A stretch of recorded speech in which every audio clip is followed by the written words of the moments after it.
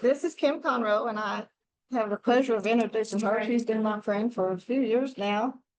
So Kim joined the society in 1997 to learn how to garden with drought-tolerant plants when moving to her new home in Crowley. Becoming active in the North Central chapter in 2014, she became chapter president in 2017 and has served on the statewide state board of directors in many capacities, including president. She is a Texas Master Naturalist, a member of the Native Prairie Association of Texas, Sierra Club, and other conservation organizations. She holds a bachelor's in biology with minors in chemistry and education from the University of North Texas, and an MS in science education from Texas Women's University. She taught high school classes, including biology and environmental sciences. Okay, thanks. Okay, so if you're not a member of the organization, of the society, our mission is to promote conservation, research, and utilization of native plants and plant habitats of Texas through education, outreach, and example. And what I'm going to show you today is the example about my garden. But I have a few disclaimers. I had 3 days to make this program. So, and so I've tried to put dates and IDs, dates on the slides because I wanted to do it through the years and IDs, but I just didn't have time to do all that. And I went through like 20,000 pictures, but I don't have really old pictures. So if I ever did this again, I would scan old photos, right, of the garden to do, but I don't have those right now. And also my knowledge is not complete. I don't know everything there is to know about native plants. So if y'all want to type in corrections or shout it out, I'm happy to hear them. And I hope you enjoy this. It might be a marathon. So again, we moved in 1996. We lived on it. You can turn that off. I don't care. We had a small suburban lawn, and I grew all these things in my garden.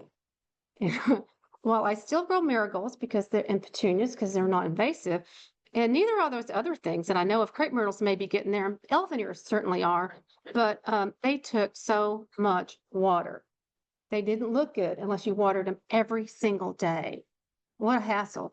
And so when we moved to 2.5 acres in southern Tarrant County, just about on the county line, we moved out into this beautiful area that was part of the Grand Prairie.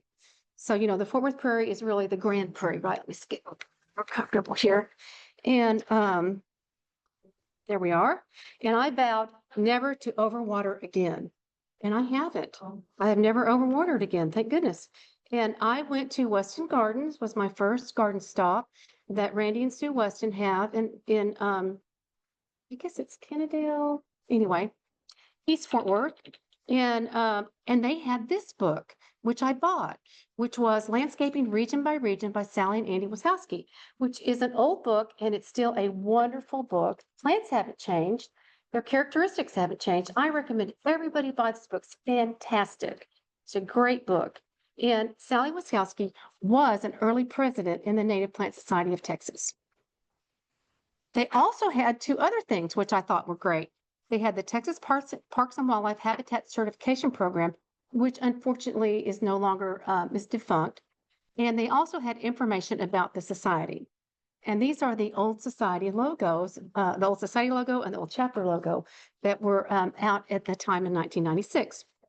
So just a quick why native plants. Most of us know why, but let's just go through it. They're drought tolerant. Yay, they use less water. You don't have to fertilize or put any kind of pesticides on them. They provide habitat for wildlife. They are natural. There's natural 3-season bloomers, so great. And you can, when you put them in your garden, you experience the seasonal changes. So that is so great. I kind of like sitting down. This is nice. I'm having to sit down, y'all, do the computer. Anyway, and it gives you a sense of place. And there's lots of other benefits. Water filtration, keep our streams clean, healthy for your mental health. It's all wonderful. Anyway, so we joined the society in 1997 and joined the North Central chapter. I stayed at home and raised our son and didn't really get active until like 2014, I think it was, around then. And boy, then I got real active. And it's been a great ride. I've really enjoyed it. Here's our little house in the prairie. This is our first walkway that we had, and Ray and I built it, and it was pretty rickety and a tripping hazard. So eventually we had it redone about 10 years later by a professional. But that's how we started with our landscaping. And we had plenty of help.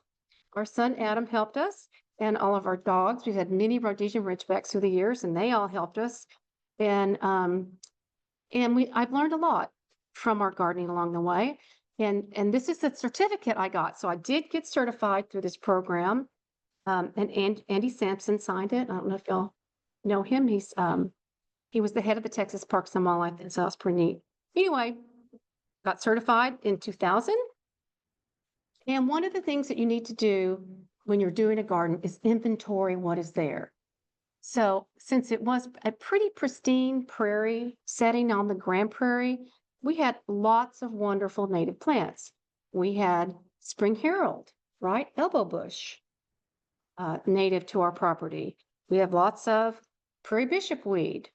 This is the one people confuse with beggar's lice, but you can tell by the leaves in here, these leaves look like dill. So these are good plants to have. We also had mealy blue sage and downy pink paintbrush and then the rough leaf dogwood, our gifts from nature, firewheel, snow on the prairie, two-leaf senna. Those were gifts from nature. Where's Josephine? You were the one that ID'd that for me when y'all came out, the two-leaf senna. I don't know if you remember that. I do. Iringo, which is a wonderful, prickly looking plant there on your left. And and then there's some little yard asters. I don't know, Bill, do you know what they are? Those little yard asters in that picture. Can you tell? No. Yeah. And then the litrus, and correct me if any of these are wrong. And then, of course, the broomweed, can't pronounce it, but the broomweed is a little plant with little tiny yellow flowers. We also had falscara. So this plant on the right gets to be 6 and 7 feet tall. And the plant on the left, sorry, I'm backwards. And then the one on the right with the broomweed in the background is buckwheat. And it's about this tall. It's a wonderful, it's about 3 feet tall. There you go. There you go. It's a wonderful little plant. And okay. So anyway, those are certainly not all of the native plants I have in my yard, but it's a nice sampling. Anyway, we also had a bunch of non-native weeds, and I still fight these non-native weeds every year. But that's just what you'd have to do. But we have a lot of wildlife because we have a lot of wonderful native plants. Oh, the unicorn too. Anyway, this is a satellite picture. It's not very good. I realize that, but that's our whole 2.5 acres. And at the north end is our front yard. And we have, I would say, several gardens: front garden, side garden, pool garden, trail archway garden, back porch garden, west shed garden, and then places that get ignored. But there's just a lot. There's a lot to do, and but it's all manageable. Here's just a little bit closer satellite view of the front yard. And the area that has the walkways in it, that we left pretty much native until I started planting it up. And that is one of the regrets I have. I overplanted it, lost some of the native prairie plants because other things took over. Frank is saying he has seen this story before. It happens. And then that other area that looks like lawn, we tried to keep it for lawn for about 15 years. And then about that many years ago, because we've been there for 28 years, I just threw my hands up and said, we're not going to mow this anymore. And what a great idea. You know, who cares? We're out in the nature. Who cares? Anyway, lots of things showed up, and you'll see them here in just a minute. But I'm so excited to speak, and I'm so happy Karen asked me to speak because I'd like to share the pollinator garden. And y'all know it transforms lifeless areas. I'm just going to read that into places where birds, butterflies, and bees find food, shelter, and water, and humans can find a welcoming place of beauty, relaxation, and joy. So this is the driveway beds. Of course, I have to have 4 large beds near the driveway. This is my current signage. So I have signage from TCA, which is, gosh, somebody help me out here. TCA, Texas Conservation Alliance. Thank you. I was drawing a blank. Thank you. Texas Conservation Alliance sell those. Then the Native Plant Society signs, and then of course the National Wildlife Federation and Monarch Porch signs. And I think this helps my neighbors understand what's going on. So here's our front garden. And then this is an older picture because the signs are different. There they are. So walking into the garden, we planted the desert willows, but all of the annuals you see there are gifts of nature. And here it is in April. So that's looking across the street at my neighbor's house. And the little pink flowers you see there are penstemon cobea, called foxglove commonly. And then the white flowers there that you see, there's 2 bunches of them. Those are New Jersey tea, which what's the scientific name? Doesn't matter right now. Anyway, it's a small little bush native to our area. And I see mealy blue sage, but it's kind of hard for you to see.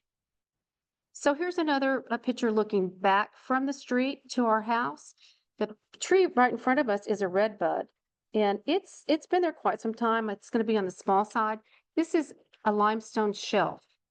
So our front yard is about maybe 15, 20 feet higher than the bottom, the very depth of our backyard. So the whole neighborhood is the street is on a ridge, and then the ridge falls off on either side. So everybody has clay in their backyards and hard scrabble soil in their front yards. That's what we have. So this year in 2020, we had the most beautiful bluebonnets. They were stunning. They were everywhere. It was like the best year for bluebonnets. And of course, nobody's going anywhere, right? We're staying home. But we had people walk by and come look at it, and that was wonderful. And then here's a view from the porch. So we really enjoyed our bluebonnets that year, and they've never been that numerous since. But isn't that what nature does? So here is an arbor that we put on. We started the first arbor, gosh, years ago, and had milkweed vine on it that I believe came from Josephine. And then the other ones, we just put them up during COVID. We just kept going with those. And then the last few we put up. But anyway, on this other side, I didn't have time to find them. There would be photos of the milkweed vine with monarchs on that other side, okay? Pretend you see them. They're beautiful. Here is part of the walkway. And what I like about this picture is it shows you 3 of those plants. Well, all of the plants that you see in bloom are native to my garden. But you see mealy blue sage. Oh, there's also some firewheel in there. The blue is mealy blue sage, the yellow Engelmann daisy, and then the pink, though, is downy pink paintbrush.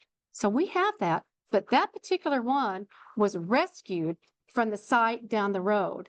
And I had always heard that they won't transplant. Parasitic, these transplanted. This one did. I guess I have the right grass there because downy pink paintbrush is parasitic to native grasses. So it lived, or maybe I brought enough with me when we dug it up. Anyway, here's an area on the side. Can you see the thistly looking, oh gosh, there's about 1 million of them there along the way. Those are Texas native thistles. And this is where I like to keep them.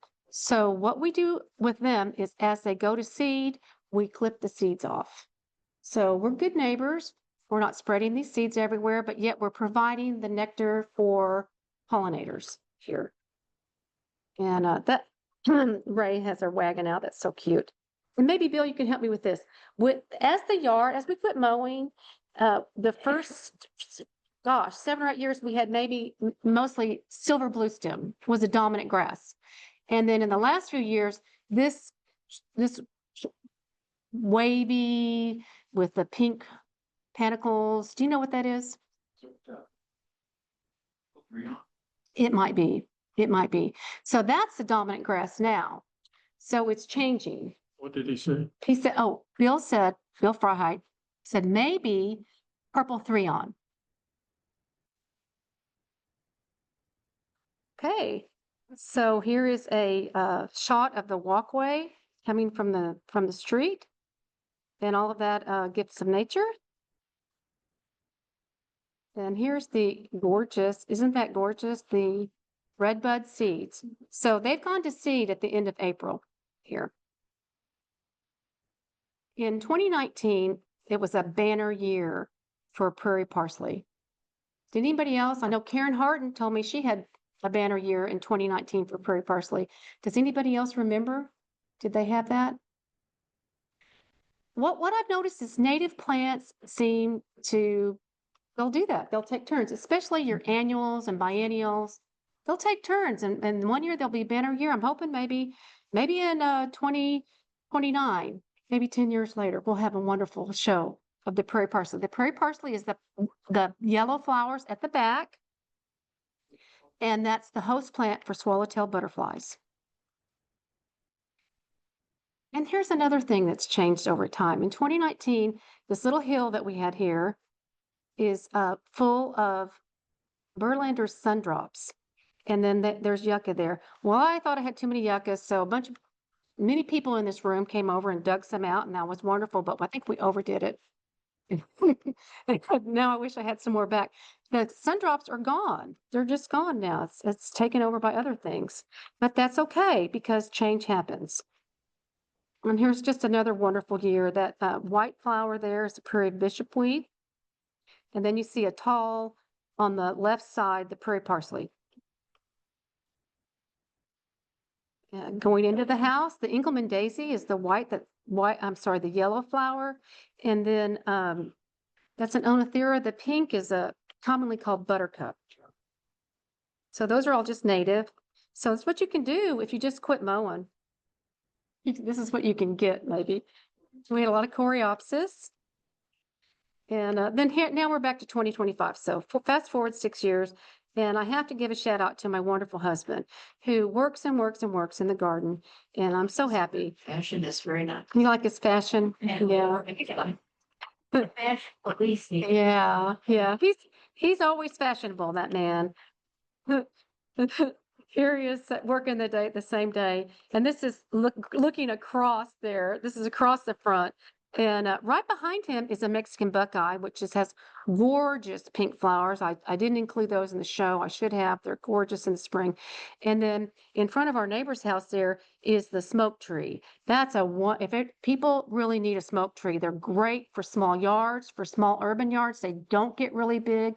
They have interest for 3 seasons. They're wonderful trees. And I have 5 potted up. I hope I'm going to be able to bring this spring sale next spring. But what you see in the foreground is Asclepias asperula. So that is the antelope horn milkweed. That nobody planted that. That just came along after 10 years of not mowing. So how wonderful.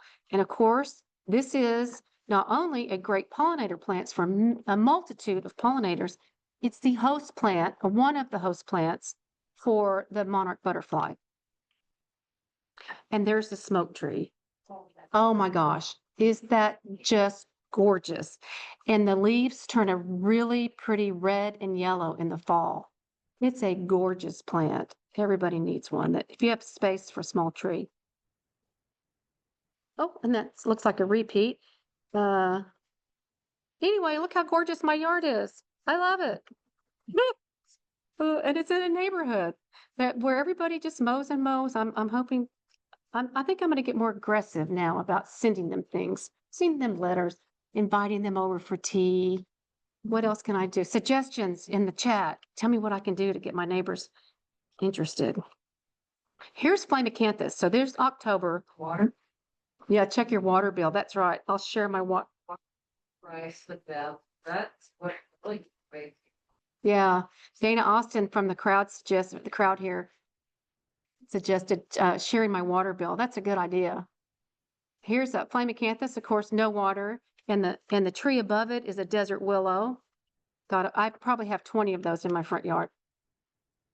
Here's some, y'all know what this grass is. Texas state grass, Cytodes grama. Nobody planted that. Nature. Okay, I got this plant from Marita. And it's a helianthus, so it's a sunflower.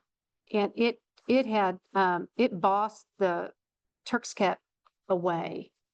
Okay, so I don't know what kind of helianthus is. Maybe Bill could figure it out, but it blooms in the fall and it likes the shade. And there's some more pictures of it. So he's going to think about it. We'll get back to y'all later. Probably hurt this. You think? Well, is that short? Oh, no, that's actually very tall. It gets tall. Yeah. How tall? How tall? It can be 5 feet tall. And well, for them to maybe guess what this plant is? No. Oh, ideas on how to get my neighbors to how aggressive can I be with my neighbors? I'm going to invite them over for tea. Anyway, this is our front porch, and then the tall plant there is lizard plant. It's the softest leaves you ever want to feel. So here's more, things have changed. This is always different. So these are standing cypress that I got from Galen Harden. She came to a meeting one time and said, I've got a bunch of seed pods in the back of my truck, and boy, she had a truck full. Anybody want them? Come get them. And these are native to our area, and especially mine. I see them on the side of the road near my house. So they've been a wonderful addition to my garden. And oh, there we are in early June. That's so sad. But if you want it to stay prairie, you have to mow it. You don't have to mow it every year. We try to mow every year because our neighbors put off a boatload of fireworks, and I don't want a fire hazard. But this year, we got so much late rain that our front yard was full of coreopsis, and I didn't want to mow it. At the time, it's usually time to mow, and I didn't do it. So it's standing there now unmowed, except for the very edge. And I talked to Carol Clark because I was worried I'd waited too late. She said, you have. She said, don't mow it now. Wait until it's cold, because the bees are putting up camp. The queens that are overwintering are in the ground. And if you mow now, you're going to hurt them. So it's not going to get mowed until it gets really cold, and then we'll mow. But how sad. It looks naked, doesn't it? Poor thing. All right. So I didn't get pictures, fall colors of the prairie family sumac or the red oaks or the smoke tree, but oh my gosh, they're so beautiful, and they are in my front garden. Here's some pictures from the side garden.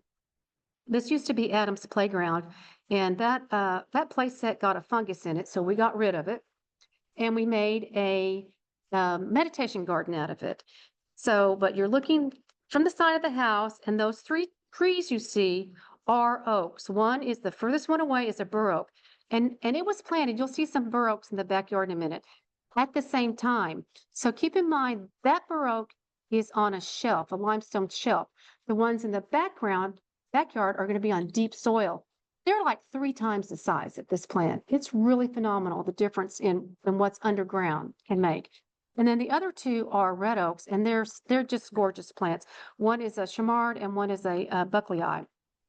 Anyway, I took this picture this morning, so they're still all in beautiful green leaf, and they mainly change their colors in mid to late December. They'll be changing and be beautiful by then. And that red plant in the foreground is a Greg salvius, often called autumn sage. So Karina and I decided we needed something else in the yard because we're always doing new projects. So we put up this circular arbor, and we planted passion vine on it. And then we decided to kill all the grass under and put that little gold swingy thing that Bray and I have had for our entire marriage under there. It's still working. It just needs to be painted. So we got that all set up, and it's doing really great. This was the first year, and then here's how it is now. Wow. I know. It just went berserk. It's crazy. It loves it there. Now pretend on the other side of this that there's photos of the passion flower and the Gulf fritillaries, because I want y'all to remember I did this slideshow really fast. And I do have beautiful photographs of those things, but I just didn't get a chance to put them in here. So this works. That we had Gulf fritillaries on it. We had passion flowers. We had bees. It was wonderful. We also have a new little plant in the yard. You can see, I don't know if you can see the bottom of the tree that Karina's got her hand up to. That same, what do you call that? the little iron thing. That is a golden ball lead tree. Yeah, but look how much it grew in 1 year. And this was a gift from Meg Inglis. I went to a symposium that 2024 in the spring, and then that poor little thing stayed in the pot, and then we finally planted it in July and mulched it, and we did give it a little supplemental water as you need to do your fresh plants, because as y'all know, plants do not fall from the sky in gallon pots. They just do not. So you have to give them some supplemental water. Anyway, I'm thinking it grew that fast that it's going to be a short-lived tree. I wouldn't think it would last long. And I know that y'all had one in the Tarrant County Courthouse that was short-lived as well, wasn't it? It didn't last that long. But you know what? I don't care. It's going to live its life out in my garden. It's going to be beautiful. We're going to love it. And then it will move on. And here is this garden in the spring. So this was when I was recuperating in the guest room this spring, and that was my view. So it was good for the mental health to see that. And now we're going to move out to the backyard, to the wallscape. So that's the back, I don't know, third of our property. And if you can orient yourself, there's a tough shed. It's red in the background. And then there's a little fort, that we play in. And along the side going to the tough shed is a line of trees. And here they are in winter. And if you can see that in that front bunch there is a post. That line of trees were planted by birds on an old cowboy fence. So that was an old cowboy fence on our property. We have a few of those posts. I'm guessing they're probably boat arc posts. They're very durable. And those trees are primarily hackberries, which I love, and also some chittenden wood are there.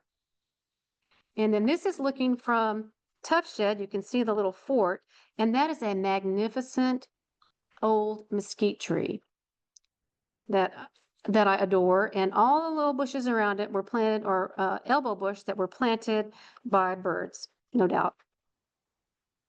And this is the primary milkweed in our backyard. We have 2 or 3 other species in our garden. They're not very many of them, every now and then, but the green milkweed and the antelope horn milkweed are the prominent ones. And this is the one that likes the backyard with the deeper soils.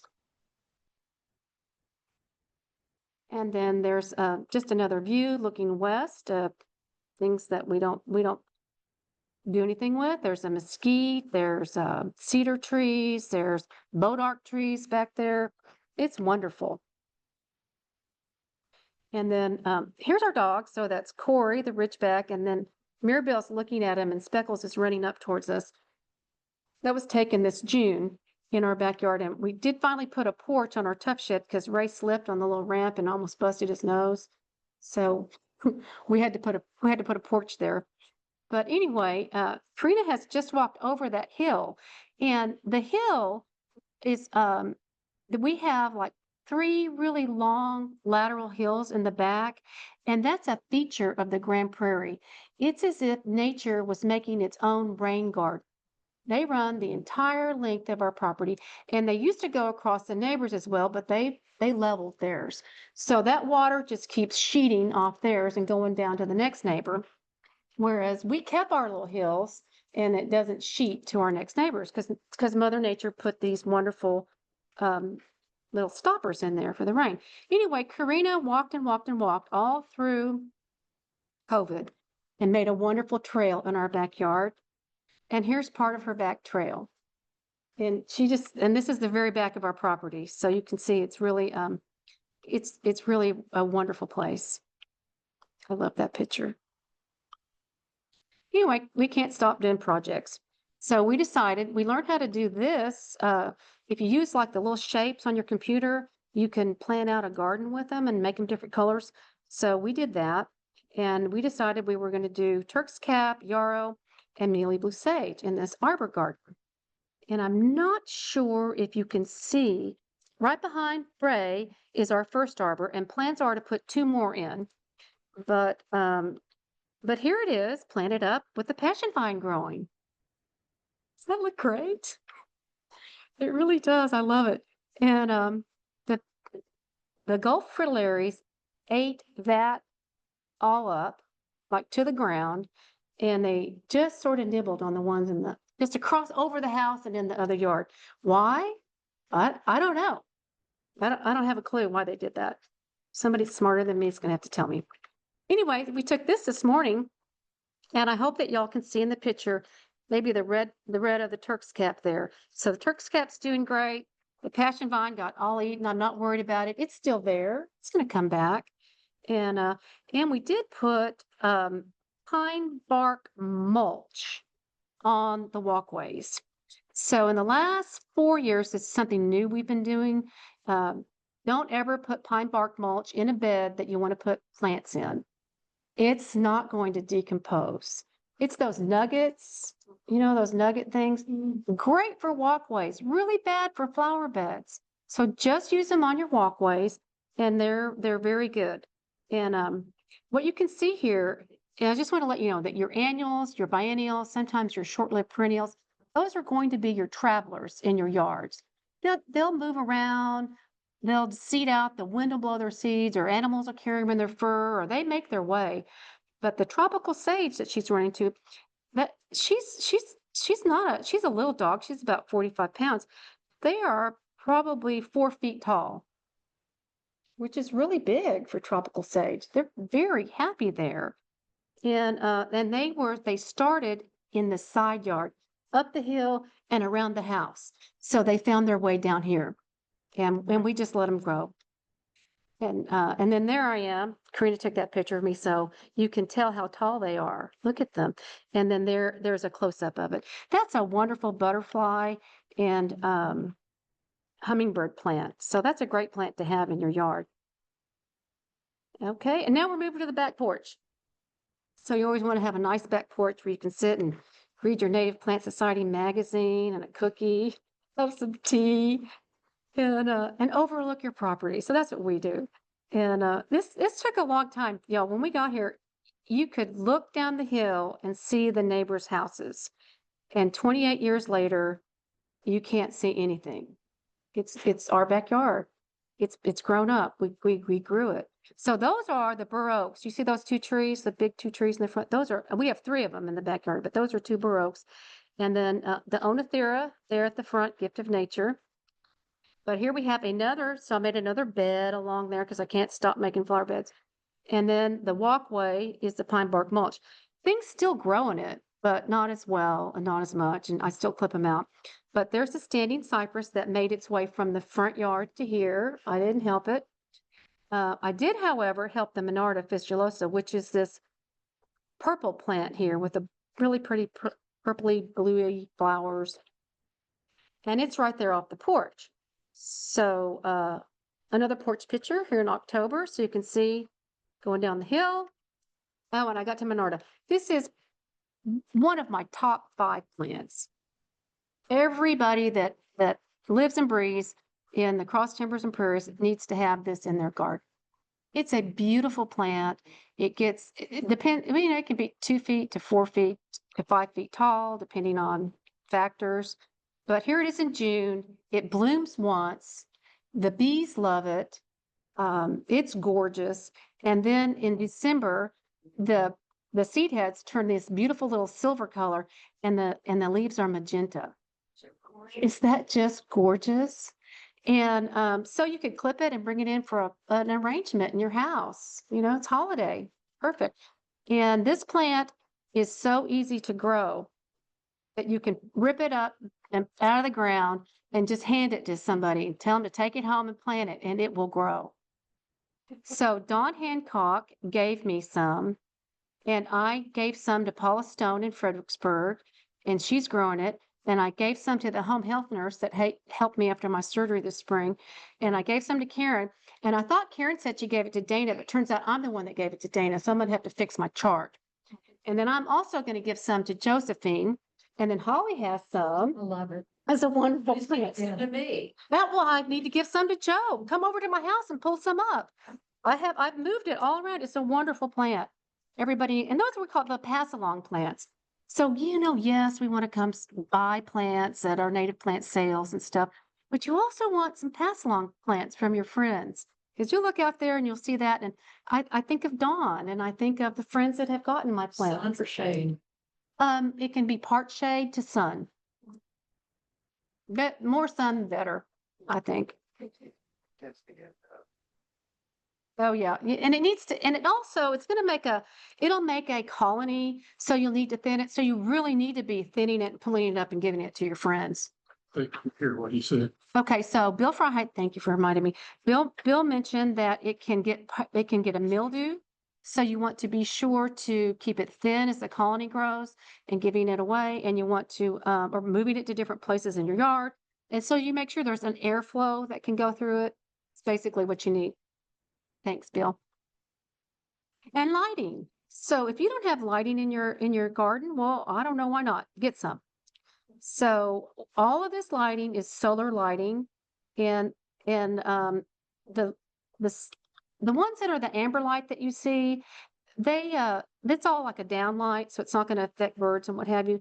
We did put in some other lighting that's more of these little, looks like little sparkler stuff, but they all run out in a couple hours. You know, they come on when it's starting to get dark, and in a couple hours, they're gone. They're done. They used up all their energy. So I think a little lighting, a little solar lighting, it's fun to have and in your garden. And then this was the 4th of July. Remember I told you that my neighbors put off fireworks? This year, there was a temperature inversion, and all the smoke from their fireworks, that's their smoke in our backyard, y'all. I was scared they're going to burn our house down. I told Ray we need a metal roof. I don't know if that will help or not. Anyway, I know. I know. Okay, this is from my office window. Y'all remember September 2023? We were in a drought. Oh, she says that 5 minutes. What? Okay, I'm gonna go fast. It was a drought. It was horrible. I didn't water anything. And then here's the back porch again. And there's that. We changed it up. And look at how beautiful that is. And see the monarch. This was from this year. Well, I had like 5, 10 monarchs, but other people had a lot of them. And then there's the obedient plant. There's a little bee flying. And then there's Corey and the 2 big bur oaks. And then here's the bur oaks again. Oh, look how beautiful they are. This is what you need to do to have, photo point. There they are. Those are taken just days apart. And then here is another photo point on those bur oaks you can see the possum haw holly with the little bit red berries. They fed a flock of birds during Snowmageddon. It's a wildlife habitat, y'all. There's that plant in bloom. And oh my gosh, you don't know what's going to show up in your garden. You plant it and they will come. Okay? Beautiful things, all kinds of wildlife. Anything from very small things to your dog pretending she's a coyote in a bush to, I don't know, insects, rabbits, snakes, bees, spiders, monarch habitat. There it is. There's swallowtails, more butterflies. The one on the right there is a viceroy. Okay, here's some other little things. Upper right, do you see it? That's a butterfly. Yeah, that is it's like a leaf. Can you believe I got that picture? I know. And then those poor little mockingbirds thought I was their mommy, opened their mouths. I know, but yeah. I had to get the picture. Anyway, so yes, native gardens transform lifeless areas into habitats where wildlife find food, shelter, water, and places to raise their young. And humans, of course, we find a welcoming place of beauty, relaxation, and joy. And this was that 2023 year, I think. No water in August. Desert willow, Turk's cap, Salvia coccinea, very happy with no water. Can you believe it? And oh my gosh, my son said, "Mom, not one more flower bed." And I went out there in August this year and somebody put a flower bed in, a new bed. Oh, I can't believe it. Wonder what'll grow in there. Anyway, isn't he wonderful? So that's before COVID when I had different color hair with my son. And here's some other wonderful people that I've met along the way. Kyle Cohart is an up-and-comer in the native plant world and the environmental conservation world. And of course, there's Barney at the symposium. And then here's some, Brett came and helped us when my back hurt and I couldn't garden. And then James there James is a wonderful handyman. If you need a handyman, let me know. He built the beautiful porch and he loves our garden. He says he comes, it's his place of heaven, he tells me. So there's my friend Sun Gatto from Wimberley on one of her trips up here, helping us put in more arbors. Book club, what are you going to do when you have a garden? You're going to enjoy it with your friends and family.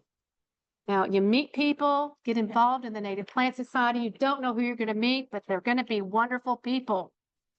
No? What's that? Or they were wonderful people. Remember her when. And then here's my friend Helen.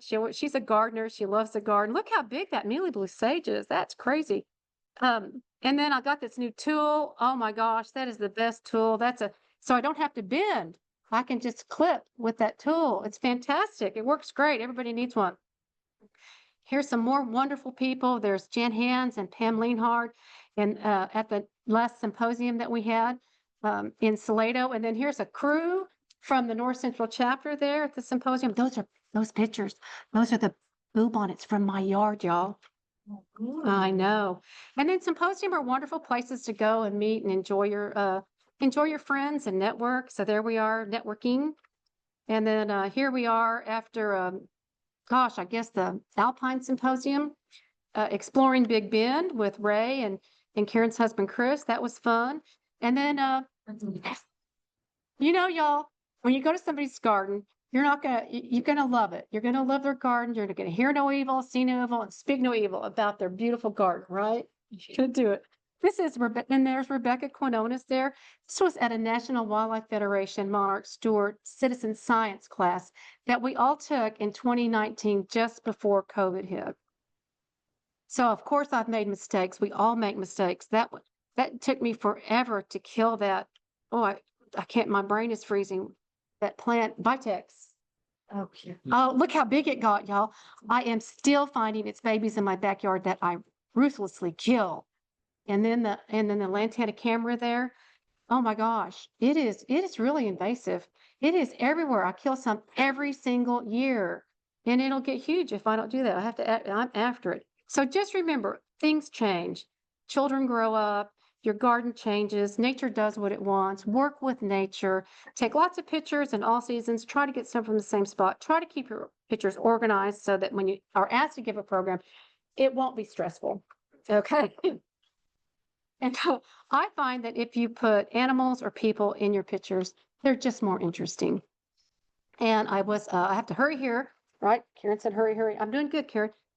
We went to the Indiana Native Plant Society annual conference just 2 weeks ago because our son moved to Fort Wayne, Indiana. It was a wonderful time. I met about 200.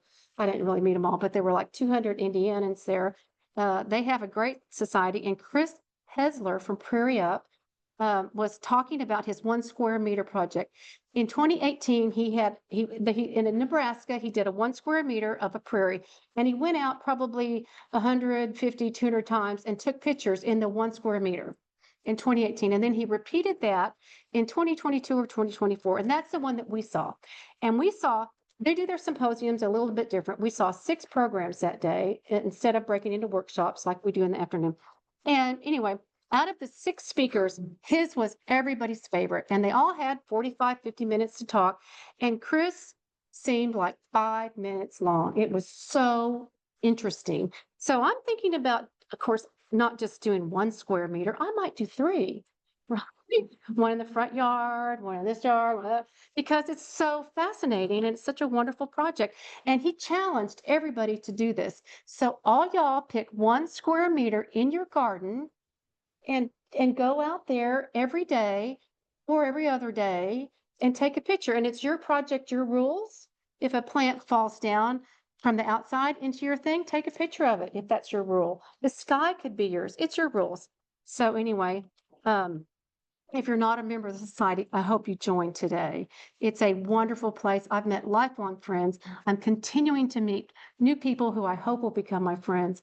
And the native plant people are truly the nicest people I know. And you can take a picture of this if you want to. People at home, you're welcome to take a screenshot, take a picture with your camera, your phone, whatever you want to do. Robert Gadion from the Rio Grande Valley, one of our newest chapters, and our Facebook society manager, made this for me. I emailed him yesterday and I said, could you please make this for me? This goes to a Dropbox, and there's like 10 documents in there. One of the documents has active links to a program I did on my garden that's on YouTube, and 3,000 people, I think, have seen it so far. It's had 3,000 views. I know, I'm so excited. And anyway, there's great information in there, lots of wonderful things that you can get. Did everybody get their picture if you want? Okay. We're recording this, so they'll be able to see it there too. Oh, good. And Frank tells me this will be recorded. And where does it come on, Frank, on the recording? And do you go to the state website, the state YouTube? Yes, we have the state put it on their particular YouTube channel. Okay, so it'll be on the state channel, and then it'll be under North Central Check. That's right. There's that's a great place to go. The Native Plant Society of Texas YouTube channel. I mean, you could go in a bunker and spend the rest of your life in there. It'd be wonderful. But you don't want to do that. You want to go out in nature because it's so healthy for you. So thank y'all so very much, and get out in nature. Do y'all have any questions? Oh, there's one. Sharon? Now, you mentioned something about those arbors that you grew climbing, Yes. milkweed. I've never heard of.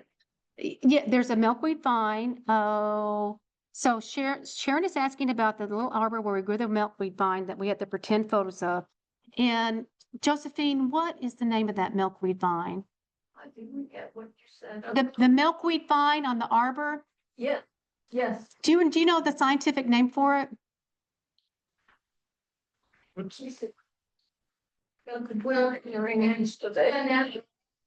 did you say? The scientific name for the milkweed vine that'll grow up on arbor? We have it in.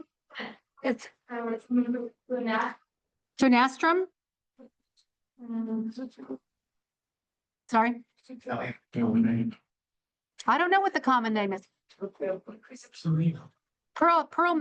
it's not pearl milkweed vine. No. To buy that. Funastrum cyanocoides. Funastrum cyanocoides, and it's in the chat for the people that can take the chat. Just copy it. Okay, it's a great plant. It's in August It blooms in August. and it smells wonderful. And it smells does. wonderful. It really does. I got mine from you. And somebody asked, where do you buy these things? I would say at the North Central chapter plant sale. I'm sorry, you can buy those. And if you're a landscaper, or if you have a maybe Eco Blossoms might have them. You know, they might. We would have it at the Wildscape plant sale too. The Also- Flea Holler Wildscape. Also at the Molly Holler Wildscape Yeah. plant sale. That's a great plant. Yeah. Yeah. Oh, another question? Yes, sir. The smoke tree that you featured there, what's the height and spread on that? Okay, mine is dwarfed because it's on, okay, the smoke tree, he's asking about the smoke tree in the front yard. What is the height and width? So, mine's growing about 15 feet tall and about the same width, honestly. It's like a little square, but I think it would be taller under better circumstances, but not that much taller. It's a small tree, very good for an urban yard. Yeah. Another question? Are there any questions in the chat? They said for seed swap. Seed swap? Yeah. Do we have a do we have seed swaps? No. No, we don't have that yet. See, we don't have that. Great. Any other questions? There was not so much a question, but a comment. The thank you. I would love to come out and Good, email me. Look, there's my email. Oh. Right there, kim.conrow@mpsot.org. The chat person said they'd love to come see my garden, and I would love to show it to you. that is the chat. Yes, y'all come and visit my garden. Just email me. And since I actually have stepped down from leadership, I only check that email like every other week. So don't be offended if it takes me 2 weeks to get back to you, but I will check my email, and I'd love for people to come to my garden. Karen is like cutting me off. Kim, wait a minute. What does the name Kiss Candor come from? Oh, that's a great question. It's kind of a long story, but I'll try to make it brief. when I was a young woman, I had a Ridgeback dogs and very high quality Ridgeback dogs that I bred and showed for 25 years.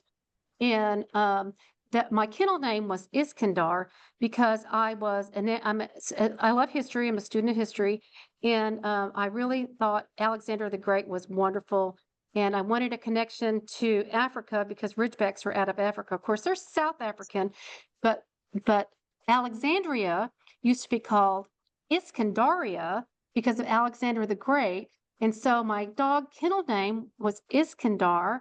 And then I was still breeding dogs when we moved in the house 28 years ago, and I've since stopped, but I still have the dogs. I love them. And so we just decided that Kiskandar would be a good name for our garden. Very nice. Thank Great, you. great presentation. Thank you. Thank you. Who said that? I love you. Ann Knudsen.